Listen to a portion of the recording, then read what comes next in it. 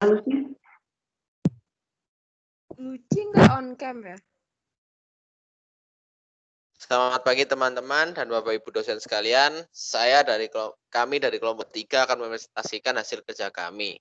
Di sini ada saya sendiri, Krisnata Setiono, lalu ada Luciana Verona, Marcelino Dobri, Ning Ayu, Olivia, sama Rahel. Selanjutnya akan dilanjutkan oleh teman saya Rahel.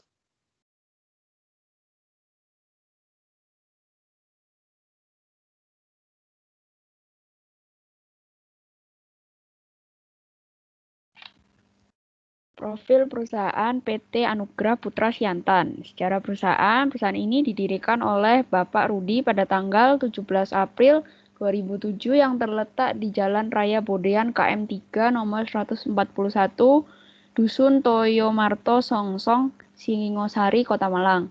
Perusahaan ini didirikan karena awalnya melihat peluang pangsa pasar dan ingin mengembangkan produk menjadi lebih besar dan beragam. Produk PT Anugrah Putra Siantano ini lebih dikenal dengan merek Siantano. Visi dan misi perusahaan ini adalah ingin menjadi perusahaan furniture nomor 1 di Indonesia. Misinya adalah menempatkan kepuasan pelanggan sebagai prioritas utama dengan menyediakan produk-produk furniture yang inovatif dan berkualitas tinggi.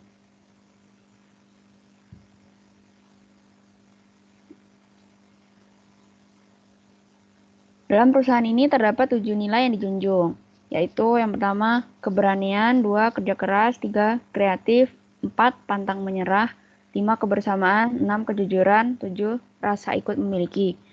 Bidang spesifikasi perusahaan. Usaha ini bergerak di bidang furniture dan interior yang terbuat dari bahan baku partikel dan MDF yang berkualitas tinggi.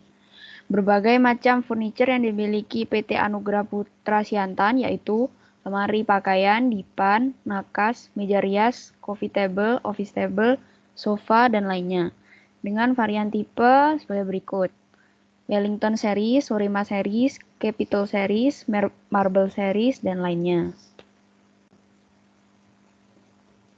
Dikarenakan PT Anugrah Putra Siantan menerima banyak pesanan dan memiliki banyaknya konsumen dari kota-kota besar seperti Surabaya, Semarang, Jakarta, Bandung, Samarinda, Pontianak, Banjarmasin, Palembang, Medan, Makassar, Manado, Jayapura, dan sebagainya, maka PT Anugrah Putra Siantan menjadi salah satu perusahaan yang mendapat julukan One Stop Shopping.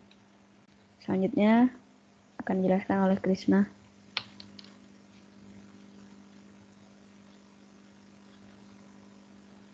Di produk aku di produk mengingat bahwa kebutuhan masyarakat tentang furnitur terus meningkat seperti permintaan lemari yang diminati konsumen, maka kami menemukan potensi pada produk Siantano yang berjenis knockdown atau bongkar pasang. Lalu mengapa kami memilih ide knockdown?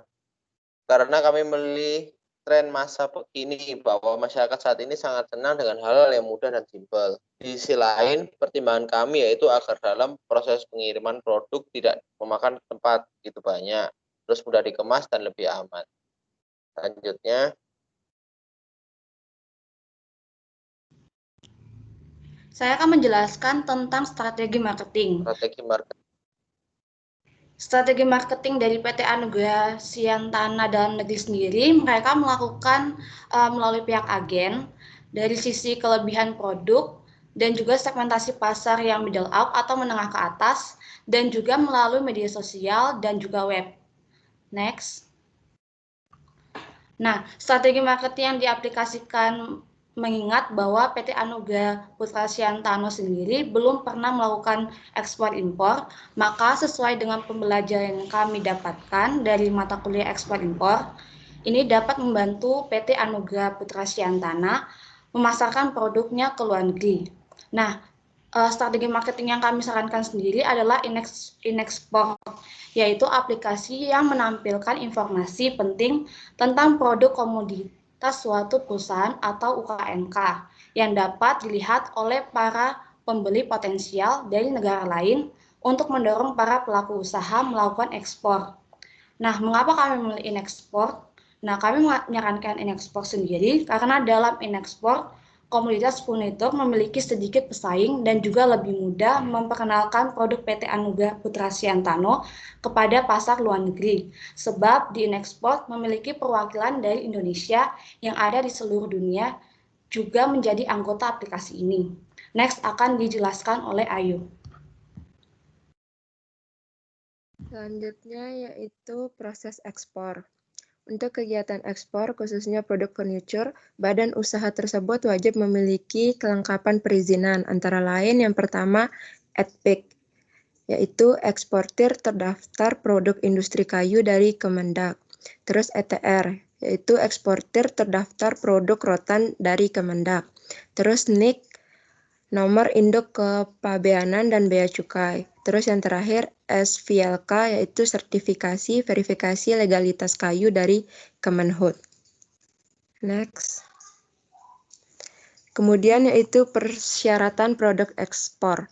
Persyaratan atau kriteria produk furniture yang bisa lolos untuk pasar ekspor lebih bersifat normatif pada kualitas dari produk itu sendiri, seperti bentuk seragam dan presisi dengan toleransi 0,2% dari ukuran standar sampel yang sudah disetujui pemberi order.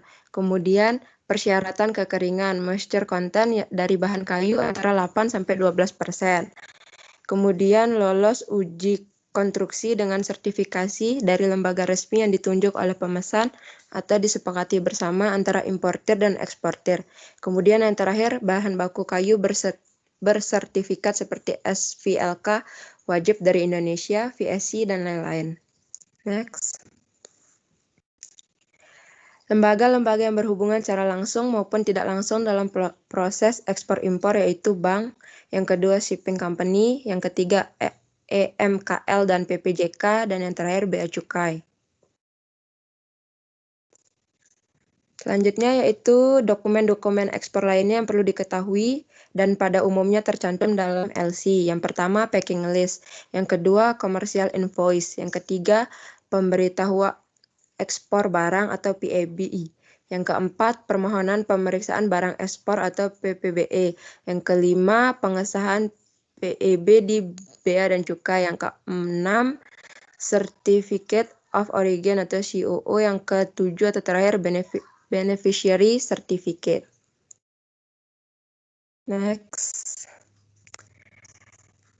Nah, selanjutnya kami menggunakan jasa penghafalan atau shipping company Adinda Cargo, jenis FCL. Biaya shippingnya Surabaya ke Eropa Timur, main port Rotterdam, yang untuk 20 feet itu 3.900 US dollar, yang 40 feet itu 7.200 US dollar.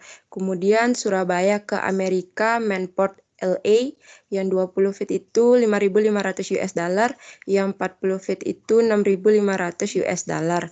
Kemudian biaya lain yang diperlukan yaitu biaya under name export, biaya tracking ke Malang, dan biaya custom clearance Tanjung Perak, Surabaya. Selanjutnya akan dijelaskan oleh Marcelino Dobri.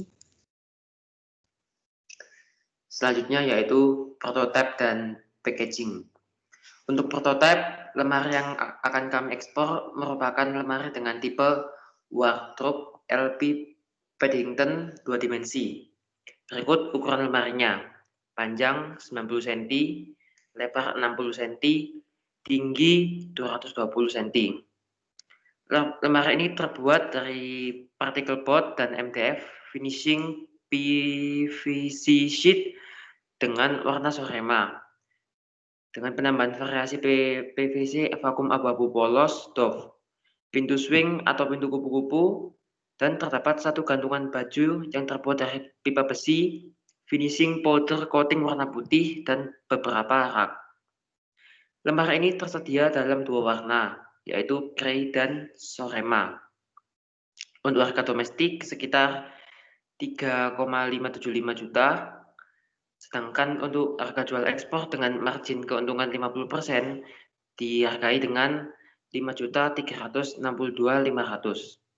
Next. Nah, untuk packaging yang digunakan adalah styrofoam, kardus, plastik dan kayu. Lemari yang siap diekspor masih berbentuk papan yang akan dirangkai sendiri beserta instruksi petunjuk pemasangan lemari. Selanjutnya, lemari akan dibungkus menggunakan kardus dengan setiap sudut diberi styrofoam agar meminimalisir kerusakan akibat guncangan atau tekanan.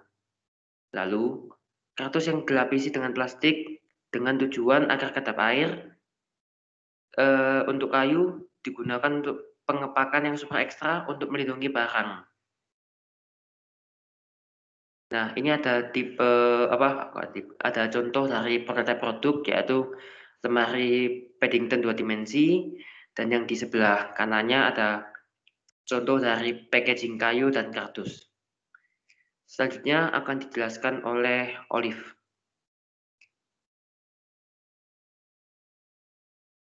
Selanjutnya pendanaan ekspor. PT Anugrah Putra Siantan berencana untuk melakukan penambahan modal dari pihak internal perusahaan dengan perkiraan sebesar 1 miliar rupiah. Namun kami juga melakukan interview dengan Bank BCA. Bank BCA menyediakan modal kerja untuk eksportir atau pemasok untuk kegiatan produksi, pengumpulan, penyiapan barang ekspor dengan jenis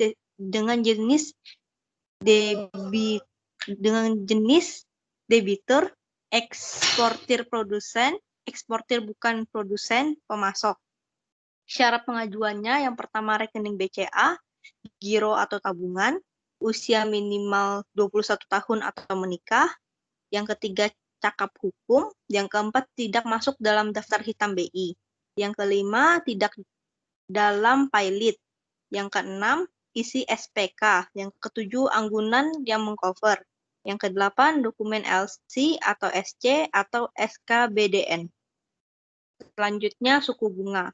Suku bunga lebih rendah dari kredit umum, kecuali tidak dapat membuktikan ekspor. Bunga dihitung harian dan dibayar setiap tanggal realisasi atau anniversary date. Dan pokok saat jatuh tempo, holding dan efektif. Untuk biaya, materai, notaris, asuransi, dan administrasi. Syarat penarikannya telah menyerahkan dokumen, tanda tangan akad kredit, dan pengikat anggunan. Yang ketiga, asuransi jaminan. Yang keempat, surat accept atau promissory note. Yang kelima, surat kuasa pendebetan rekening. Selanjutnya, jaminan. Solid minimal 50%, kendaraan atau mesin minimal 50%, persediaan barang atau piutang maksimal 25%. Provisi, biaya yang dipangkas dari nominal biaya pinjaman maksimal 1%. Plafon, jumlah total kredit atau pinjaman yang diberikan bank 85% dari TPU. Pelunasan, seluruhnya pada saat jatuh tempo. Keterlambatan outstanding dikarenakan bunga pinjaman dan denda 0,17% per hari atau 0,5% per bulannya. Berikut ini lampiran dari interview Bank BCA dan interview shipping company Adinda Cargo. Ya, sekian dari kelompok kami. Terima kasih.